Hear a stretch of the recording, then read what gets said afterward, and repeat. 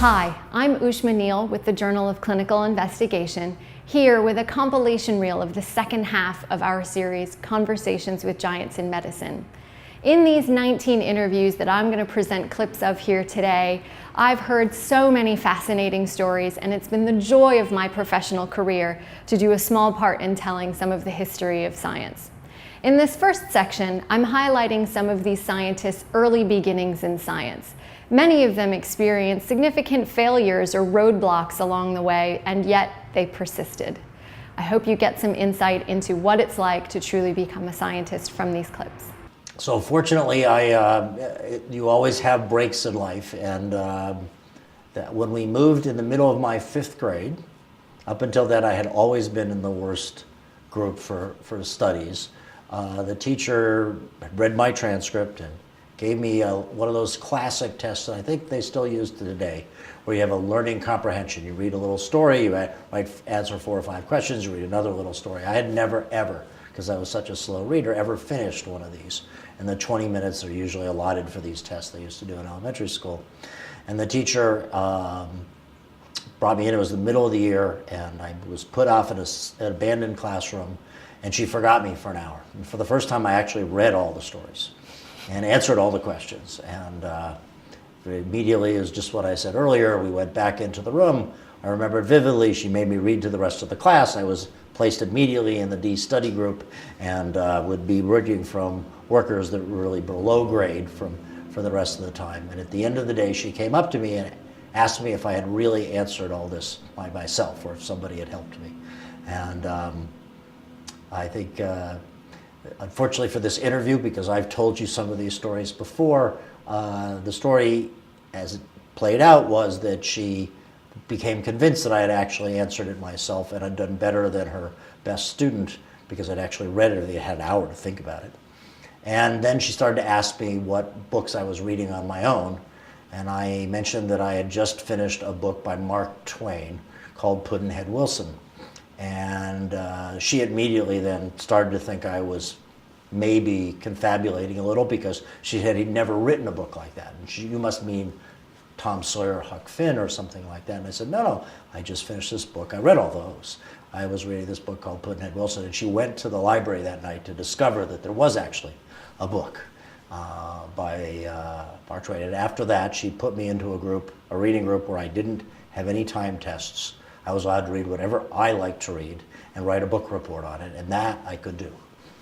I might be slow, but I could actually read. And so from that, when you're not held back, you get into the better groups. And so by the time I got to junior high, I was in a situation where learning became fun, and I wasn't in the group that everybody in class made fun of. And it became interesting to participate in schoolwork. And so by high school, I was taking challenging courses and having a good time and challenging myself to learn the things I didn't know how to do. I was terrible at public speaking.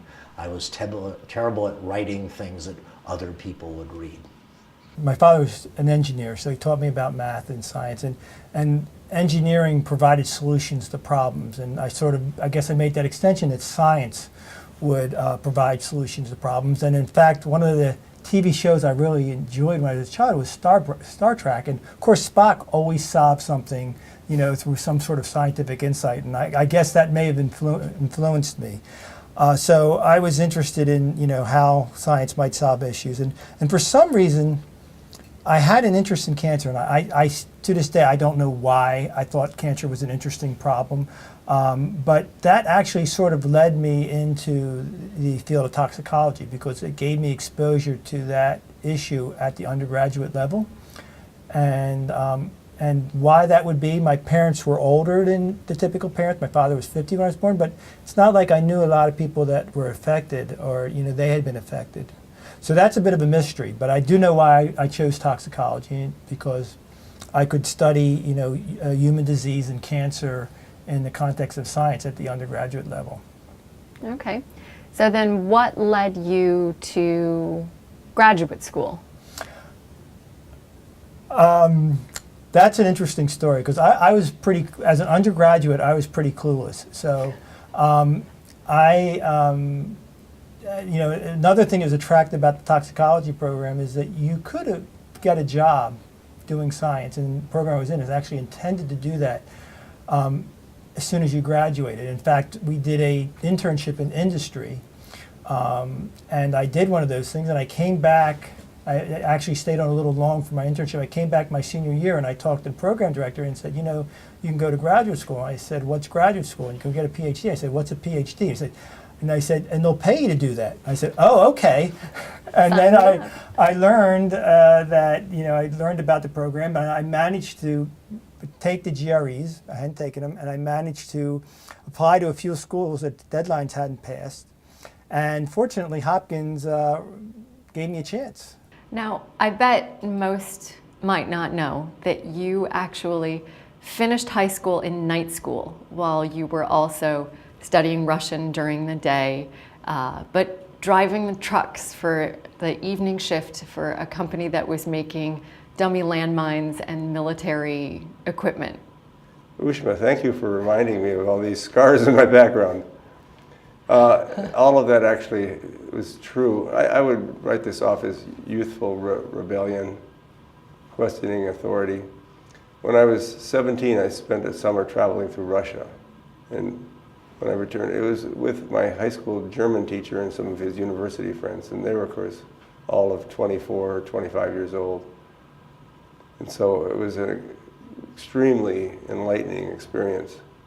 And I stopped listening to some of the directions at home with the thought that there are bigger things there. But working in a factory, making war materials, and going to night school was not a lot of fun. And in the end, I faced the reality that this was not going to lead to some glorious Raskolnikov revolutionary experience. And I enrolled in Augsburg College, where Dad taught, which is a very good school. It's a working class school. Most students have part-time jobs. Most are first-generation students. And got a good background in science with the idea I would go to medical school.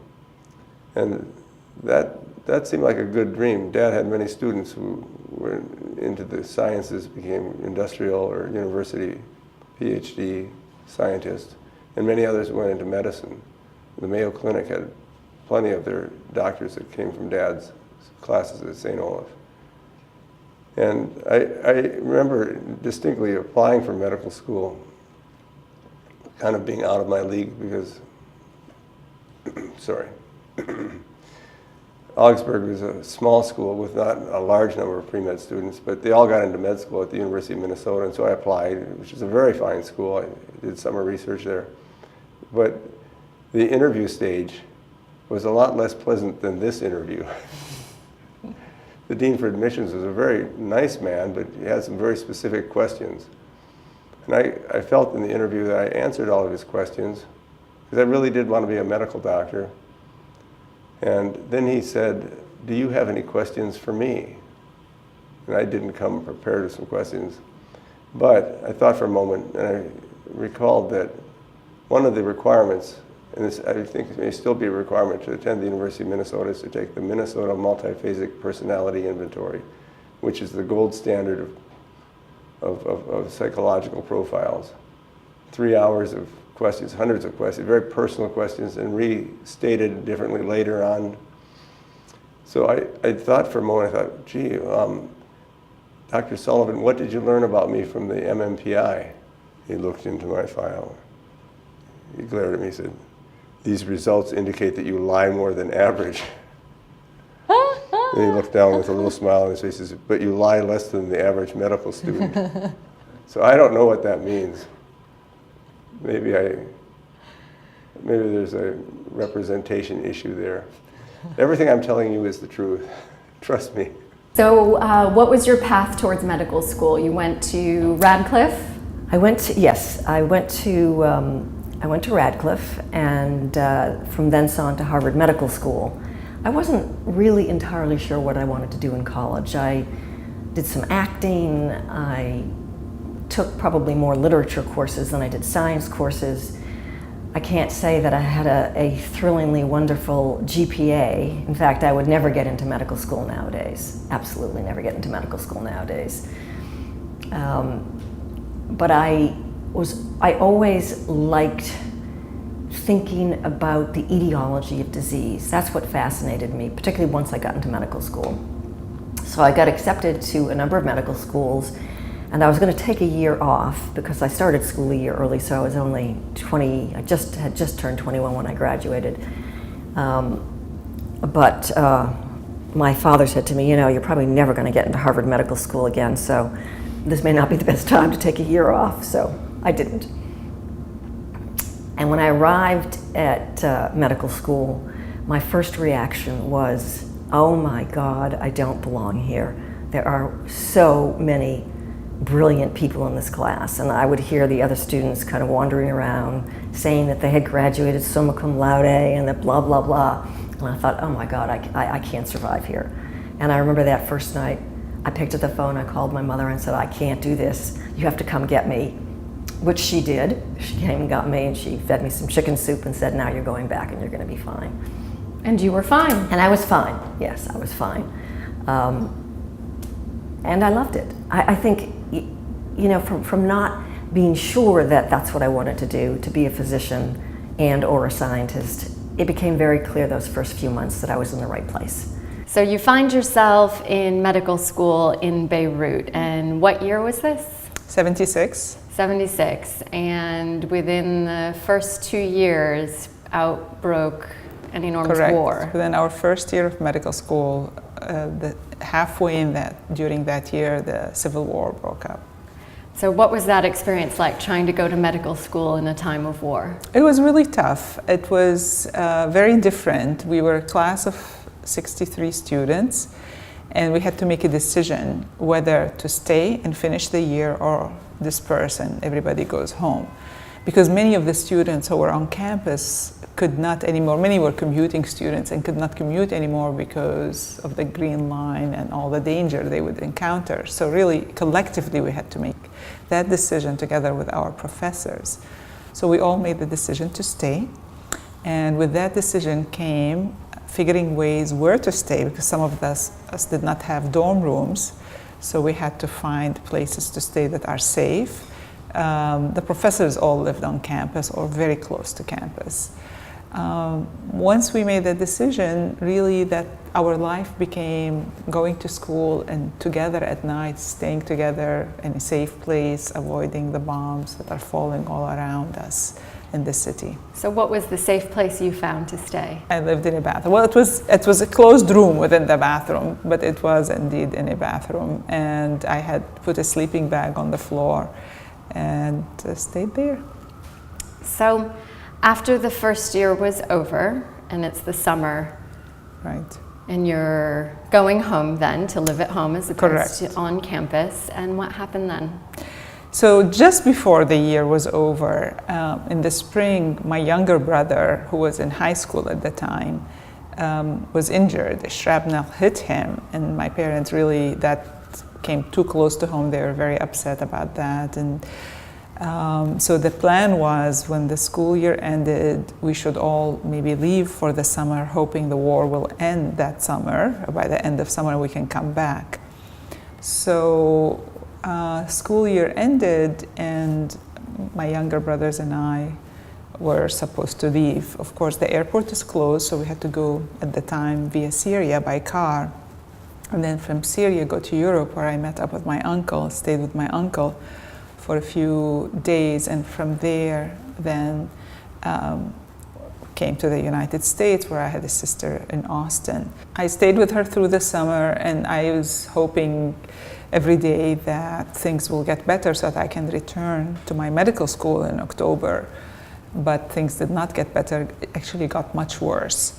So although we left via Syria by October, now things were tense between Syria and Lebanon, and the border became very dangerous and closed, so I couldn't now fly back to Syria and get back home. So really there was no way to get back home safely without challenges at that point in time, and nobody wanted us home. They said, just find schools, do something, and stay there. So my youngest brother, it was easy, he was in middle school, and the one in high school, it wasn't also as hard. The challenge was for me finding a medical school in October after all medical schools have been in session. I didn't know medical school here starts in August and Lebanon started in October, so we had to really figure what am I to do, and I quickly realized there isn't one in Austin, so I had no options there, and it was hard to find a medical school that might consider you so late in the game. And that's when I became really very sad and despondent and crying. And a friend of the family in Nashville said, you know, come visit us, spend the weekend with us. I think he was worried about me. He figured he'll cheer me up. So I went to visit him, and he said, I have a friend who worked for Hospital Corporation of America. Let's go ask him about medical schools in Nashville. So we go, and he says, go try Vanderbilt. So I went to Vanderbilt and asked them, would you take me as a transfer student? They said, we don't take transfer students, and even if we did, we won't take them 2 months late. But you could try this other medical school, not too far from here, maybe they will consider you. So my friend, Kaspar, the friend of the family, took me there, and we went and told them my story, and they were intrigued, and they said, you know, school started 2 months ago, but we're gonna take you. So, And this is Meharry Medical College, right. So I was really shocked and flabbergasted that I was accepted on the spot. I mean, I had my grades. My family sent by telex. There was no fax then. Telex, my grades, and I had that and shared it with them, my transcript, and they said, we'll take you. So you can start tomorrow. So what did you choose to do the PhD part of your MD PhD focused on? So the PhD story was a rocky road. My first lab that I went into, and again, it was in the context of an MD PhD, so you have all these concerns about getting everything done within a certain amount of time. That just kind of adds to it.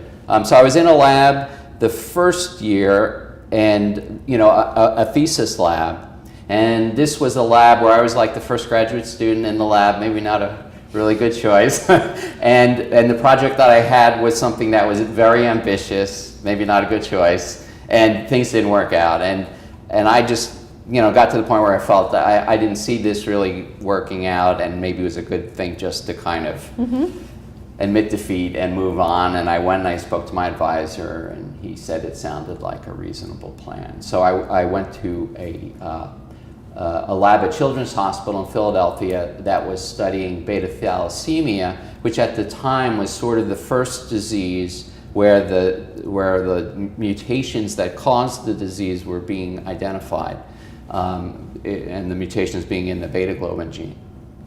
And they had studied a number of families and identified the mutations that caused beta thalassemia in the families. And I was going to study this unusual family where one of the alleles was called the silent carrier, because normally you can tell from the looking at the blood cells whether someone is a carrier. And in this case, the father, who was an obligate carrier because he had 2 affected children, you couldn't tell he was a carrier. So it suggested that the mutation was in some way different. And this was going to be my project.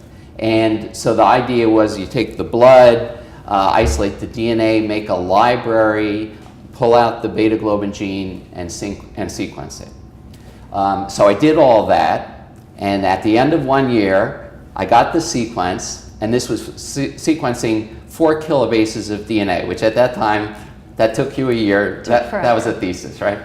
And so we got the sequence, and the mutation was the exact same mutation as the previous study, which meant that somehow the clone had become contaminated and the whole thing had been for nothing. Okay, so now we had 2 years, there's one lab and now a second year where I was gonna have to start over for the 3rd time. So I felt very depressed. And I had two students in my med school class. They were twins, and their father was on the faculty in the Department of Psychiatry. So I went to see him, and I told him what had happened, and he said, "That sounds like you've got a good reason to be depressed." And then I didn't feel so bad. So I went back, started over again. Things went smoothly because, technically I'd already done it. And, we went through the project and got an answer. Can you recall your first experiment? Yeah. Oh, yeah, definitely. Can you tell us about Definitely. it? Yeah, it was a mouse named Seymour. He was my favorite pet mouse, and it was my 7th or 8th grade science project. I mean, it's really a very sophomoric project, but I built a maze, and I wanted to time the animal in the maze. And remember, it was the space age, and it was probably 1962 or 3. Alan Shepard was launched in 1961, thereabouts. So it was just in that era, okay? So I wanted to do a space project. So I took Seymour and I built a centrifuge on top of the table. And so what I would do is put him in the centrifuge for various amounts of time, and then time how long, the effect that would have on Seymour to get through the maze. And that was my first experiment. That was my science project. Not surprisingly, if he was spun around longer at a high G-force, I took him up to about 7G. He was a little bit compromised. Now, actually, I should mention that there were some unexpected consequences in the experiment. One time, we had in our basement a billiards table, and I built the centrifuge on the billiards table. And one time, I put Seymour in this home-built, I built it with my own hands, obviously, motor-driven centrifuge. And it wasn't caged or anything. It could just go round and round. So things spinning, slow it down, and look in the compartment. Where's Seymour? Seymour couldn't be found. And then I look on one of the pockets in the billiard table, and there's Seymour coming out of it, looking like he'd been thrown out of the spinning centrifuge, and like an 8-ball landed right in the pocket. So that was my first science experiment. Do you recall your first experiment, even as a kid? Your first scientific experiment? In college, I did a little experiment on feeding guppies with different amino acids. But my first real experiment, I must say, was with Louis Glaser. And that turns out to be a really interesting thing. So it was known that yeast have a cell wall. It's called the mannan. It's made up of mannose residues. But, and it was known that was made from a nucleotide sugar, GDP mannose. So sugars get activated by being bound to nucleotide diphosphates. And then they serve as the donor for the sugar for making a polysaccharide. But it wasn't known how the GDP mannose was made. The Coreys had found an enzyme that converts glucose 6-phosphate to glucose 1-phosphate. And we knew to make this mannan, you had to convert mannose 6-phosphate to mannose 1-phosphate. And it wasn't known whether it was the same enzyme that the Coreys found or a separate enzyme. So my little project that summer, my first summer, was to see if one enzyme works on glucose 6-phosphate and mannose 6-phosphate or two different enzymes. So I had to fractionate a yeast extract and assay the fractions for these two enzyme activities. And I found that yeast have a separate enzyme. And what's so interesting about that, well, I loved the experience. And that's what really sold me, the final thing that sold me on staying in research and going through with biochemistry. But what's very interesting about that is in the 90s, a new class of diseases have been discovered called congenital disorders of glycosylation. Actually, the ICEL disease is the first one. But there are many more. And the most common one is a mutation in the enzyme that converts mannose 6-phosphate to mannose 1-phosphate. When I did that experiment right out of college, the last thing that ever occurred to me is that this work with ground up yeast would have anything to do with human disease. And yet it does. And without that work, they wouldn't have been able to make much sense out of the mutations that were found in these patients. So that was my first experience, and it shows in retrospect that doing basic work at some point in the future can have important clinical implications, and there are many, many examples of that. At some point, you got to go to Germany to present your work and attend an international immunology conference. That's right. It was a major surprise. This huge development, enormous change that occurred in Soviet Union between, I would say, 87 and 89 during Gorbachev years. I never thought that I would be able to go anywhere to cross the border of Soviet Union unless I would decide on immigration to Israel or United States. But then from 87 on, over the span of 2 years, amazing change had happened. The borders became open and it became possible to travel. So my trip to West Germany and West Berlin, just before the fall of Berlin Wall in '89, was striking. That was my first trip to the West, and before I think in '86 I visited Bulgaria as a part of a business trip where my passport was stolen, and the KGB officer in charge of the institute I was working at told me that my passport is in the hands of CIA, and I would never cross the border or even come close to the border of Soviet Union. And that was '86. Gorbachev was already in power, so I thought, I was convinced that it would never happen in my lifetime. But life is full of surprises. Some of these scientists were ordered into their specialty. Some of them actively chose. Some met a patient that switched their path along the way.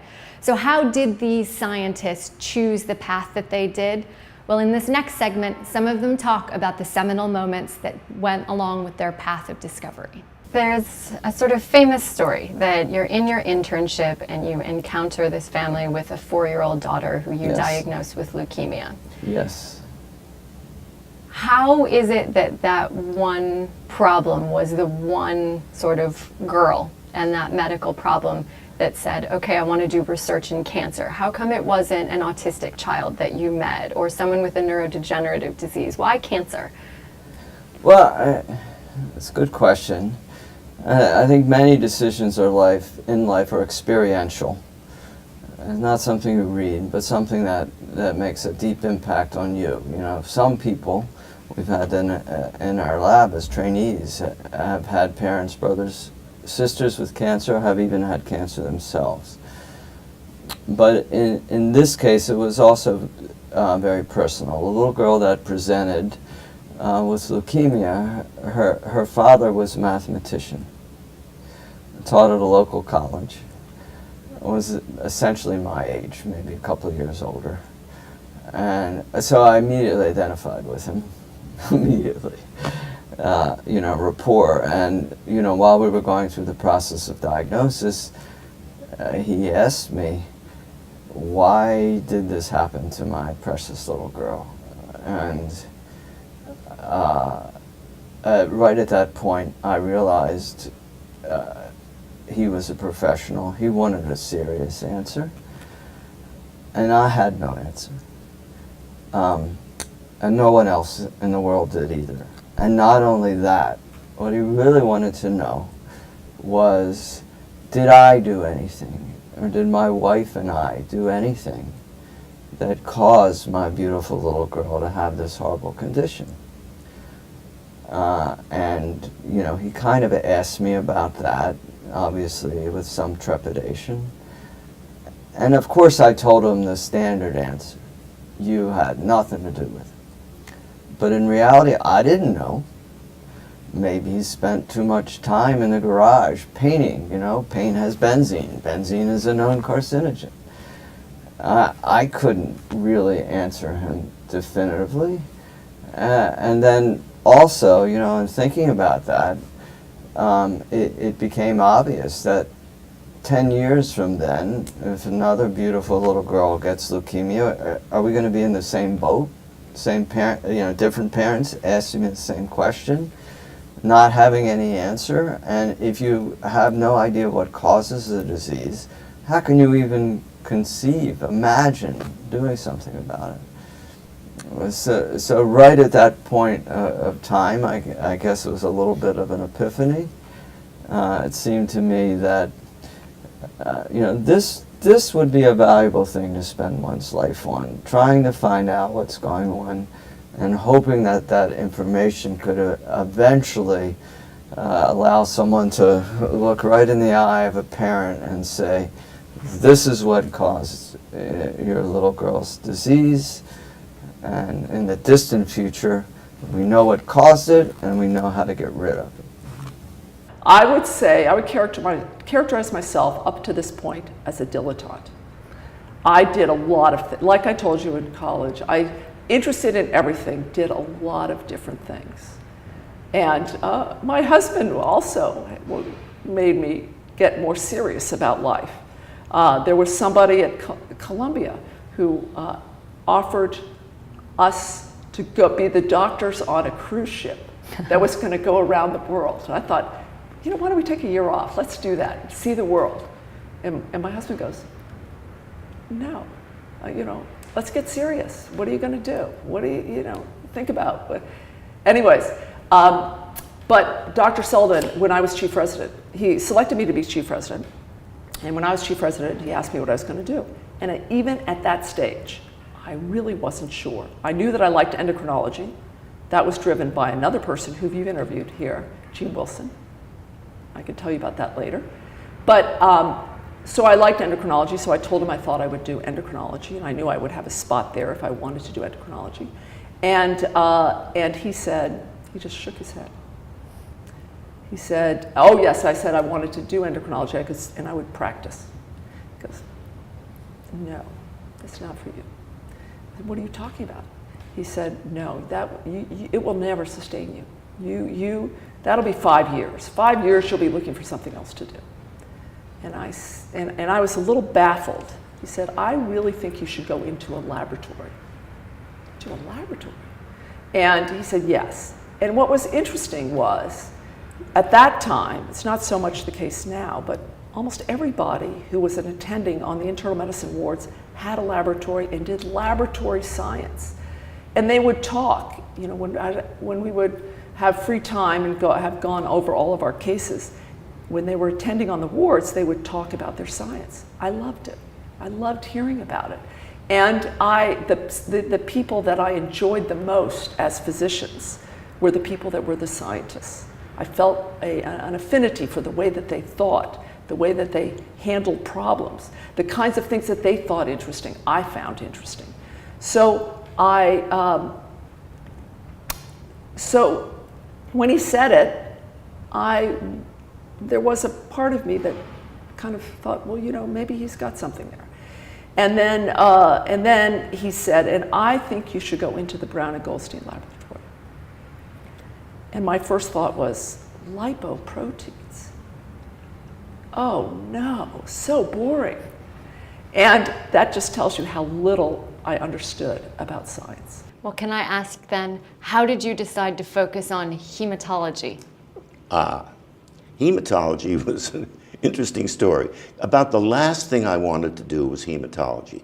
Although Dr. Castle ran the course at the Harvard Medical School, and he was a great man, frankly, it was a boring course, and I didn't like it. I wanted to be a gastroenterologist, because, after all, I was interested in liver disease. But I went to the National Cancer Institute, and by the way, you have no idea what that was like. People take for granted that today that the facilities in a major medical center will actually be somewhat modern. But in Boston, at the time I was being trained, it was a nightmare. It was absolutely Dickensian. I mean, the Brigham Hospital, where I was an intern, was simply dreadful. I remember my mother coming in as a patient and signing out against advice. She couldn't stand the place. You had to be a Marine to be a patient there. It was 30 beds on a ward, separated by little thin linen drapes. At night, it was me, the intern, a student nurse, a senior resident roaming through the whole dirty place, running the medical service, supervising me, and the most important person of all, the nursing supervisor.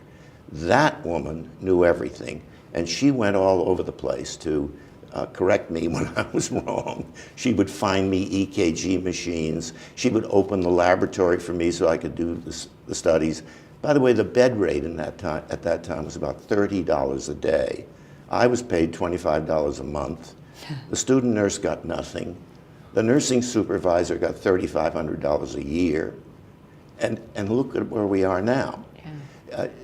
If you wonder about costs, just think back on those days.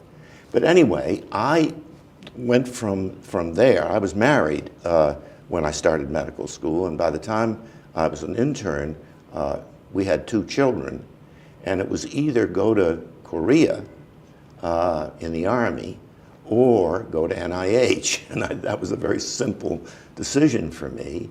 We moved to Bethesda, and I did a year of clinical work, which was really clinical research work, learning how to do cancer trials. And that because combination chemotherapy was just beginning at that point. It was really an idea, not even a trial. It was being developed. And, but I was promised that in the second year, I could do whatever research I wanted to do. And you have to understand that they had just built Building 10, the great clinical center, which is still there. And what a magnificent place. I mean, it was something, I had never seen anything like it. It was beautiful with 350 or more beds, maybe 400, all research beds, all beautiful rooms, laboratories right across the hall. I mean, it's simply amazing place. Nurses who knew what they were doing were actually getting paid. I mean, it was and even I was getting paid. It was just a new world. I loved it. But I wanted to do ammonia metabolism. And I went to see the chief of the service, then the great Gordon Zubrod, really a wonderful man. And I told him what I wanted to do in my second year, and he said, well, that's interesting, but I want you to work with Dr. Berlin, who's just arrived to run the metabolism service. And you can do metabolism, but it may not necessarily be ammonia metabolism. And I said, well, okay, I'll deal with Dr. Berlin. I certainly wasn't going to argue with Dr. Zubrod. So I went to Dr. Berlin, and he was rocking back in his GI chair. He was a small man. He could fold himself up like a Buddha and rock back and forth. And he looked at me and said, well, now tell me something, Dr. Nathan. How many stripes would you have on your sleeve and if you were in uniform? And I said, I knew my rank, and I said 2. And he said, that's right. Now how many would I have? And I knew that he'd come as a Navy captain. That was the equivalent rank. So I said 4. He said, good, you can actually do arithmetic. Very good. That's why you're going to be a hematologist in this laboratory starting right away. I hadn't done any research in medical school, and when I was at Harvard for a fellowship in endocrine metabolism, I received a really nice invitation from Uncle Sam to join the Armed Forces, the United States Army Medical Corps. During the Vietnam War? During the Vietnam War. And I was given the opportunity. They said, you can be drafted for 2 years. And I think there was something mentioned about Columbia, South Carolina, but it was probably also included Vietnam. And, or you can go 3 years to Walter Reed Hospital and Research Institute. And I thought then that I was probably headed for academic medicine, where I could see patients and teach and do research. So I chose the 3 years at Walter Reed, and it was a great decision, actually. And so that's really when I started to become involved in research. But also in basic training, it was interesting. These recruits that were not acclimatized to the heat and humidity were not in physical shape. They were brought down to San Antonio, and some of the exercises were quite rigorous, and they had patients with heat stroke. And the colonel told us, if you have heat stroke and you have kidney failure, high mortality. And I asked why. And he said, well, it's just that high temperature just burns up all the organs, your brain, your liver, your kidneys, and somehow that didn't seem right. So we went back and looked up 5 fatal cases, looked up their charts. And when you develop kidney failure, you accumulate uremic toxins, and we measure, one of those we measure is blood urea nitrogen. And I looked at those charts, and despite getting peritoneal dialysis, where it's a type of dialysis where the fluid's put in the abdomen, equilibrates with the blood, poisons come out, and you throw the contaminated fluid away. And despite that, and that was continuous peritoneal dialysis, despite that, the blood urea nitrogen just kept rising. And I remember talking to the colonel and said, and he was considered an expert in peritoneal dialysis, in contrast to hemodialysis, where you take the blood out, send it to a kidney, put the blood back in. And we said, these patients who died were really underdialyzed. The implication being, had they been better dialyzed, you might not be talking about an 80% mortality with heat stroke and kidney failure. And he said, well, let's start out with peritoneal dialysis, because that was his thing. And if it doesn't seem to control the uremic toxins, then we'll switch to hemodialysis. Not sure. We probably did peritoneal dialysis for an hour and got these young boys on hemodialysis. And that summer we had 10 patients, because it was the time of Vietnam and they were being inducted into the armed forces. And we had an 80% survival. So I said, research is important. You can hear some pretty fascinating stories if you just ask. So in this last segment of the compilation reel, I'm showing you a few of my most favorite stories from these conversations. Did you know that we have gel electrophoresis because of a child who was doing the laundry with his mother? That we have the sequence of the human genome because of Parisian baguettes? There are a lot of fascinating stories in this segment, and I hope you enjoy them as much as I did. How did this lead you to start gel electrophoresis? Well, it led to it because I found that when I tried to study insulin by electrophoresis, in this case not the Tiselius electrophoresis, which was liquid solutions, but there was a method of doing it on filter paper, where you took a piece of filter paper and soaked it with buffer, and then put the protein mixture at a certain place, and then passed a current and separated then, of course, as one would expect, into the different components. But insulin stuck to the filter paper, and it was very frustrating. And then I heard that people were using a new method that had been invented by Kunkel and I don't remember the other person, but Kunkel and Slater maybe. But they had been using a tray about this long, this wide, and maybe about that deep, full of starch grains, powder, and with buffer solution around them.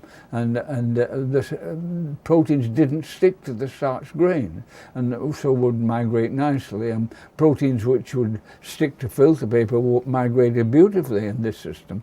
The only problem was, in order to find out where the protein was, you had to cut the block of starch, moist starch grain into 50 slices and do a protein determination on every slice. So imagine 50 protein determinations for one electrophoresis run. And I didn't even have anybody who helped me with my glassware. I did my own dishwashing, everything in the lab. I didn't have a technician. And then I remembered the childhood incident that, as I say, I was helping, but I think it better be in quotation marks, helping my mother do the laundry. And she would take starch powder and cook it up with water, and it would make a gooey liquid, which then she would smear on my father's shirt collars when she was doing the laundry, and then ironed a stiff collar. But when tidying up, I evidently had noticed that it set into a jelly, and I thought, well, if I get the starch powder, to which insulin doesn't stick, or probably will not stick, and cook it up into a gel, I can make a gel, and then I can stain the gel instead of cutting it. And I went back to the lab. This was a Saturday, I remember, and I went back to the lab, found some starch in somebody's storeroom, chemical storeroom, cooked it up, it made a gel.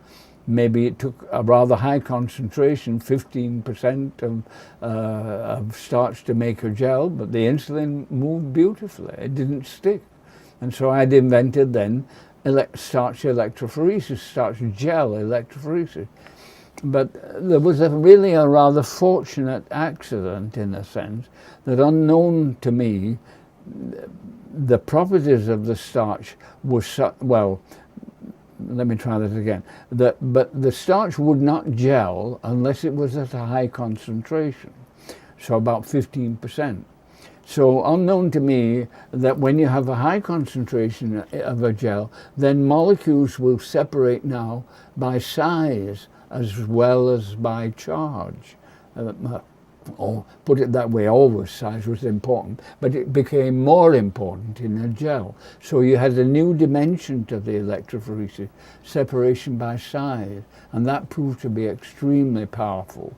And that was what we call molecular sieving electrophoresis. And very quickly people who read about my work didn't like starch, and they made polyacrylamide. So within, I think a year or something like that, people also began to use polyacrylamide as a gel. But it was also your idea to take horizontal and turn it vertical. Oh yeah, well I was having trouble with getting the sample neatly into the gel, because if you imagine you've got a protein solution in a slit here, and the protein moves, then you've got no protein in here, and you've got protein here, and it slithers down to the bottom, and so the gel comes out with a funny migration. But if you turn it vertically, you don't have that problem. So yes, I did invent vertical electrophoresis. So you started out working on the mutations in thalassemias, and also you were featured on the front page of the New York Times for coming up with the first prenatal diagnosis for thalassemias. So that must have been both a very exciting and heady time. That was an interesting time. That was in the summer of '78, when I was just actually being formally appointed to the faculty. And we had a family that was referred at the time to Dr. Nathan that had a sort of an unusual form of thalassemia where we knew there was a deletion in the genes. And the family wanted prenatal diagnosis. They were from Ankara, Turkey. And David at the time with Blanche Alter were doing blood diagnosis where one obtains fetal blood, and they were looking at the globin chains. And that's very dangerous. And that was risky, but there's a very good obstetrician who worked with him, and they were referred for that, and this was an opportunity to get amniotic fluid cells and look at DNA and try to diagnose essentially with a southern blot. And so we did that. The paper was published in the journal, and the remarkable thing was it actually appeared on the front page of the New York Times. The article appeared the same day that Louise Brown, the first test tube baby, was born. And so they were both on the front page, and also in this description of our work, it was referred to that we actually isolated a gene, which really wasn't true at all, but it sort of got miscommunicated in the lay press. And so in addition to getting all this sort of recognition and notoriety, it was the same day as Louise Brown, so we got much more attention. I actually got attacked in several news articles, including the Washington Post, and where molecular biologists, more senior scientists, accused us of grandstanding, claiming that we had isolated a gene and all this. And it was sort of an awakening to some of the dangers, actually, of what can happen when you get your work described in the press. You started off making a lot of basic biological findings, but you've pivoted towards some regenerative medicine, including a CRISPR-Cas9 model for repairing muscular dystrophy. And along the way, you've become a successful entrepreneur and started 3 different biotech companies. So where did the entrepreneurial streak come from? Well, I think it just came from an adventurousness, I think, and I think I got that from my father. He started many different companies when I was growing up, and I watched that, and he mentored me a lot in how to start companies. But I just always wanted to see our work push as far as it could, and to go beyond basic science. And it became clear as we were working on the early heart gene regulatory programs, particularly when we were studying histone deacetylases and how they're regulated by various kinases, that there was therapeutic potential there. And so I was involved in starting a company called Myogen Therapeutics, co-founded it with 2 close friends of mine, Mike Bristow and Leslie Leinwand, in Boulder, Colorado. And the work from my lab really became the foundation of that company, and it also served as an outlet for people from my lab who were interested in biotech, and they would go, several went to the company and continued the work from my laboratory there.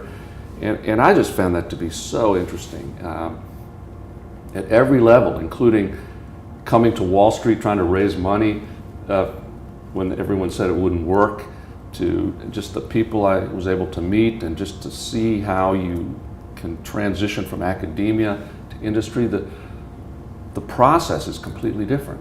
I mean, in academia, everything is interesting. You can just go in any direction that you're interested in, and any discovery at the edge of knowledge is important. But in a company, of course, it's got to be really focused and practical. So that's what got me very excited about that. And Myogen ultimately was acquired along the way, and so then I was able to start another company, Miragen, sister of Myogen. It's a microRNA-based company, very exciting. They've got some very exciting things going on there now, therapeutically. And I'm starting a new company right now to address the issue that you just raised, and that is, can we use gene editing to permanently correct the mutations responsible for muscular dystrophy? I am so excited about this project, I got to tell you. So we've been able to deliver CRISPR-Cas to muscle, and with a very simple gene editing step to bypass the mutations responsible for Duchenne muscular dystrophy. There are about 3,000 mutations that have been identified worldwide now that cause this disorder. And we think this strategy can correct maybe between 60 and 80% of those mutations. Wow. So it works beautifully in a mouse, of course. You know, there's a big step from a mouse on, but we're trying to push that forward. And I'm really committed to seeing if I can do something. And I have my eyes wide open. I know the challenges, but I think this is a really exciting time for bringing the technology of gene editing, which was obviously developed by others, to an area that I have a lot of expertise in, and that's in muscle, genetic diseases of muscle, and to see if we can do something. So at this point, you are a well-published, well-known author. You've written this textbook. You start getting roped into more and more committee work, like chairing the committee on mapping and sequencing the human genome. and then later asked to be the president of the National Academies of Sciences. So your science is going so well. How do you manage to step away from the lab to take on more of these policy roles? And why did you? So it really started with a 1985 editorial I wrote for Cell after visiting Paris, where my friend Mark Kirshner was on sabbatical, and seeing the difference between French bread in small bakeries and the kind of junky bread I was eating in America, which was Wonder Bread or something. So I wrote this editorial in Biology, Small Science is Good Science, talking about labs of 10 people or less, and explained why. And this editorial in Cell was then attacked viciously by subsequent editorials by other people. One of them said, if Bruce Alberts thinks that he should have a small enough lab so that he could occasionally do experiments, that's what I said in my article, so I could understand the technical aspects of advising students. If Bruce Alberts thinks it, then he should be paid like a technician. This is a quote I remember. Anyway, so I got known as the small science guy. Now, then the Genome Project was incubated. I had nothing to do with it or arguments. I was too busy to pay attention. But most biologists were against it because it was big science. So they already had the Genome Committee set up. It was Watson and Sidney Brenner, all these, Dan Nathans, all these fantastic people. Half of them thought there should definitely be a genome project, and most of your critics were already on it as well. Shirley Tillman, for example, David Botstein. It was a great committee. And so somebody at the Academy got the idea they needed somebody neutral, that was me because I hadn't even thought about it, to be the chair. And I was just astonished to get this call to be the chair. I said, why me? I haven't thought about it. And they said, that's why we want you. But really they also wanted me because I had written a small science editorial so that if the committee came out with a strategy to go forward with a project, it wouldn't look like it was biased from the start by people who believed in big science. So in retrospect, if I hadn't written that 1985 editorial, I'd still be in a lab probably. So you should blame Mark Kirshner and Parisian bread. Yes. That's the reason we have a genome. You could thank baguettes for this. Should we do it in humans? That's a much more important question. So the scientific question as such is rather not very interesting, right? It's worthwhile to ask. So I don't want to, I think one can ask this question, but probably one should do it under the right conditions. But the more important question is, should we do that? And there, of course, comes huge debate, and a debate which has not yet occurred to any large extent, and is necessary. So should we do it? And we can ask the question first, why should we do that? So the argument you hear from those who push it or maybe are in favor, you could eradicate a disease gene. I believe this is a weak argument. I'll tell you why. If you have a disease, like a terrible disease like Huntington's disease, it's a dominant disease. If you have the mutant gene, you will get 100% Huntington's. Pretty bad. And you could argue we want to correct that gene. I believe this is just not possible. I will tell you why. So if one of the parents have Huntington's disease, 50% of the embryos will carry the gene and 50% not. Very simple. When you do know the CRISPR correction, there's no way to genotype at the zygote stage who is the normal and who is the mutant. There's no way, because it's only one DNA and you want to correct the DNA, you can't do this at this stage. So therefore, in 50%, it will mutate a normal embryo, a healthy embryo.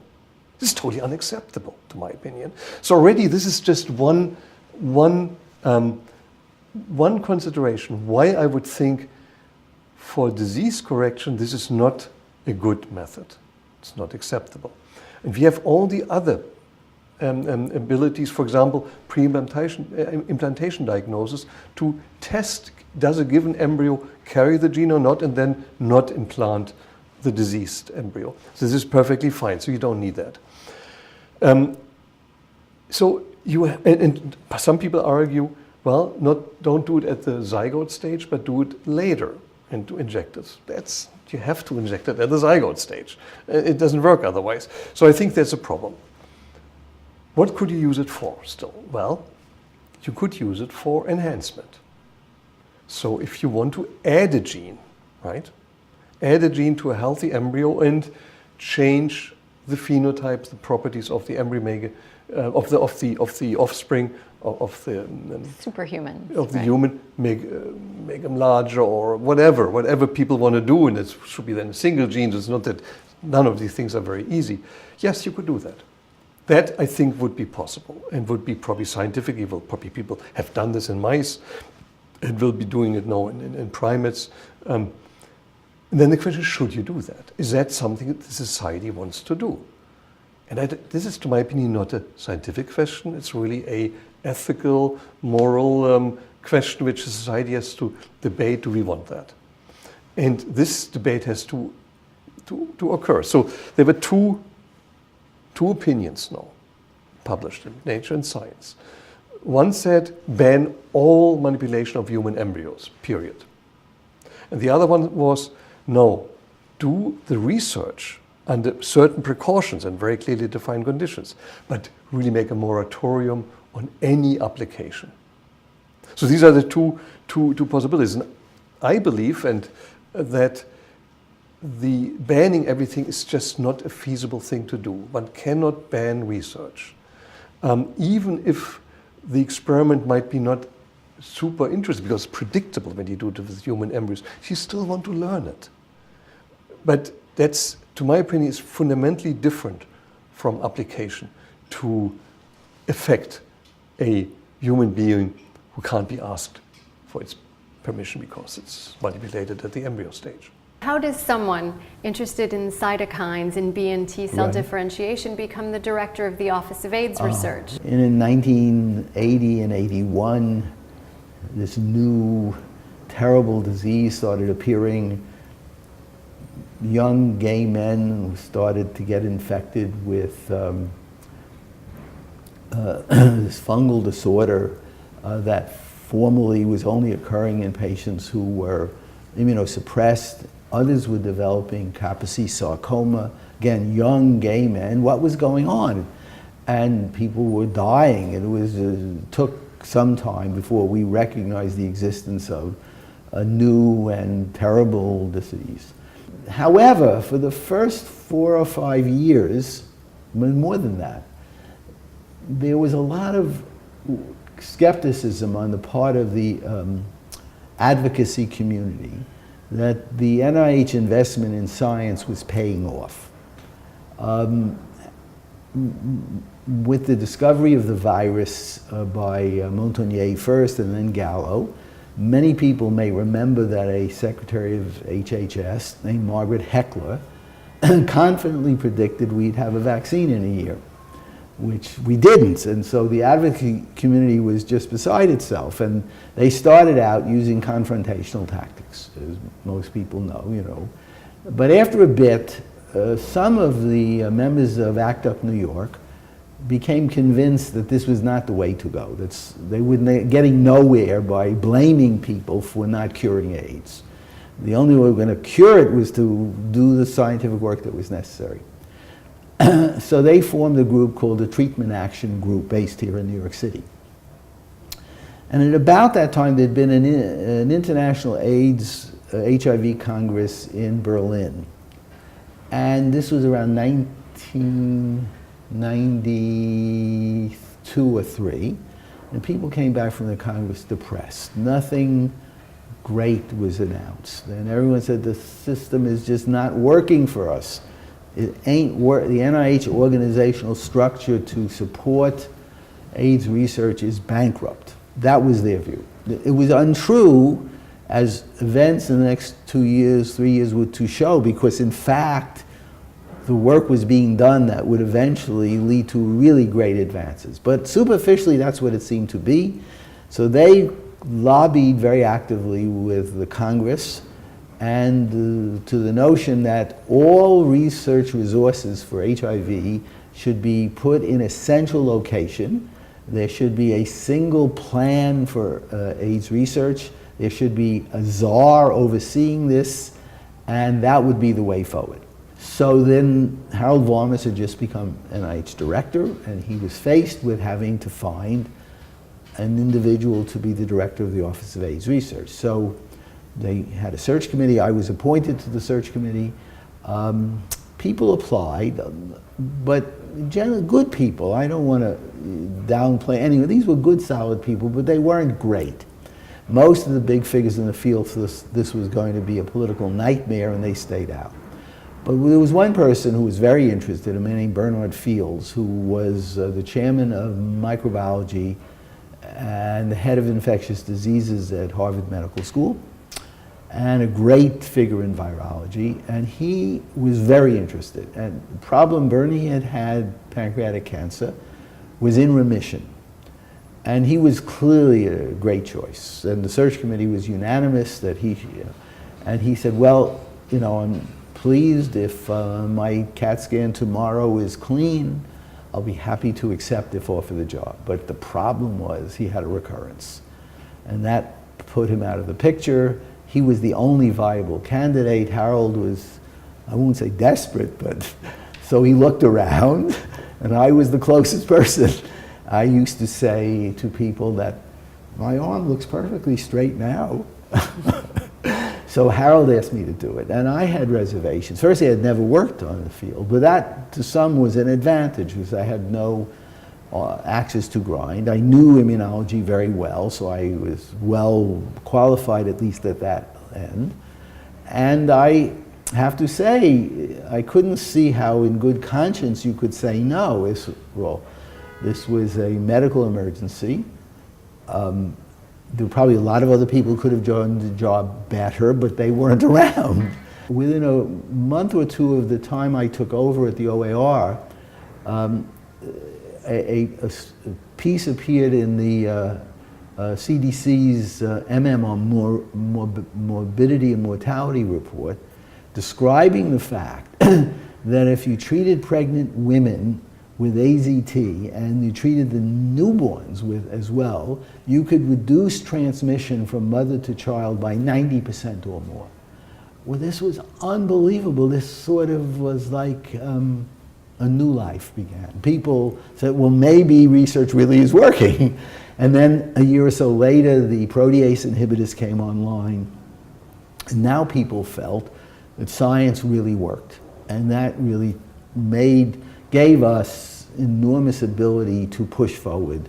And I found it was a wonderful experience. And so for that role, you were promoted to a 2-star admiral. Have you ever used that to get a dinner reservation or get in somewhere good? No, the only thing is, since I'm a retired commissioned officer, I can get my medication at the Navy hospital across the street. And I have to go through their very modest security. And I have to show my ID, so I always get a very nice salute. And you watched your baby grow and take its first steps all the way to FDA approval. I mean, this must have been tremendously gratifying to see and watch as the first trials within melanoma were positive, that it wasn't necessarily regression of tumors, but it was overall survival. Exactly.